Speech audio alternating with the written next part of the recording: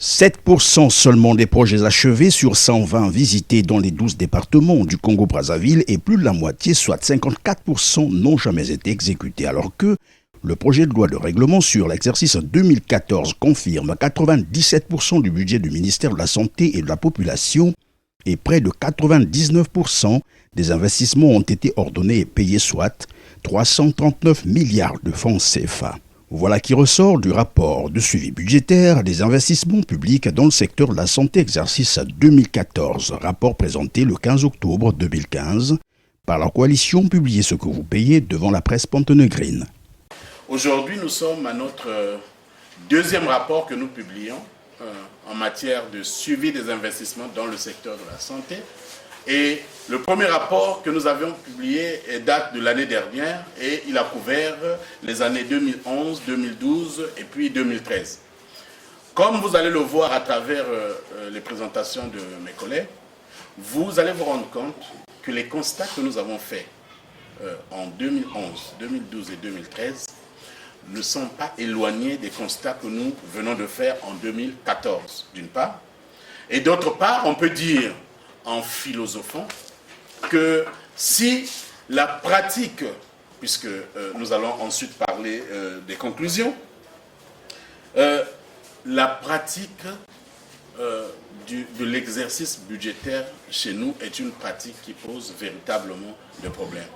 Il ressort également de ce rapport que 4% des projets ont été achevés mais non fonctionnels et 18 autres % des projets arrêtés, donc abandonnés. Sur les 120 projets que nous avons visités, que les équipes de terrain ont visités, 7,5% des projets ont été jugés achevés et fonctionnels, donc exécutés.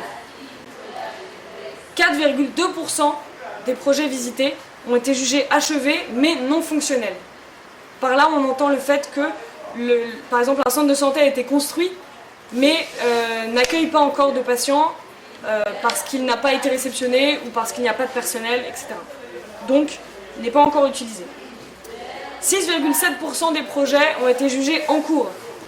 Donc, les volontaires qui sont allés sur le terrain ont trouvé un chantier en cours avec des ouvriers qui travaillaient sur le terrain. En revanche, dans 18,3% des cas, le projet a été jugé arrêté, on aurait pu dire aussi abandonné, donc différents facteurs, manque de financement, disparition de l'entrepreneur, mésentente autour du projet, etc. Et le chiffre principal, qui est donc à mettre en contradiction avec le 99% dont je vous parlais tout à l'heure, 54,2% des projets que nous avons visités n'ont jamais démarré.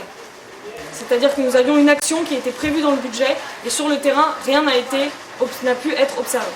Ce rapport malheureusement similaire ou presque à celui de 2013 fait penser qu'aucun effort n'a été fourni par l'État congolais en la matière, d'autant plus que les projets prévus dans les exercices 2011, 2012, 2013 et 2014 et qui n'ont malheureusement pas vu le jour demeurent dans le statu quo. C'est le cas du centre de santé intégré du Pont du Niari, la réhabilitation du centre de santé intégré de Djumuna dans le Poul, l'acquisition des équipements spécialisés et la réhabilitation de l'hôpital Adolphe Cissé, la liste n'étant pas exhaustive.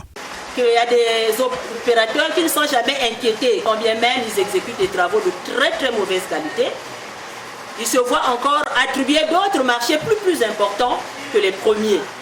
Et on se demande, est-ce qu'au niveau de l'administration, que ce soit le ministère des Finances ou du plan, est-ce qu'il y a un suivi, est-ce qu'il y a une évaluation? Et on se demande comment est-ce que ces opérateurs qui sont pointés du doigt pour ne pas avoir la capacité nécessaire pour mener à bien les projets, comment est-ce que ces opérateurs procèdent pour se retrouver avec beaucoup de marchés publics en même temps? Dans son rapport, la coalition Publiez ce que vous payez s'interroge finalement sur le sort des enveloppes décaissées pour les projets non démarrés en 2013 et qui n'apparaissent plus dans les projets à réaliser en 2014. Un exemplaire de ce rapport 2014 a été transmis aux administrations concernées 20 jours bien avant sa publication. Hélas, aucun élément de réponse aux questions soulevées par le rapport n'a connu de retour jusqu'à sa date de publication. On peut aisément constater que les résultats d'enquête menés depuis 2013 montrent un grand écart entre l'ampleur des investissements prévus par l'État congolais et l'impact réel sur l'accès aux soins des populations. le taux de mortalité dans notre pays est un taux élevé. Les gens meurent beaucoup et l'espérance de vie au niveau du Congo est de 45 ans. C'est vous dire que nous mourons beaucoup. Et si nous mourons beaucoup, c'est parce que nous n'avons pas, je veux dire, des institutions et le contexte de santé requis pour nous permettre de vivre longtemps.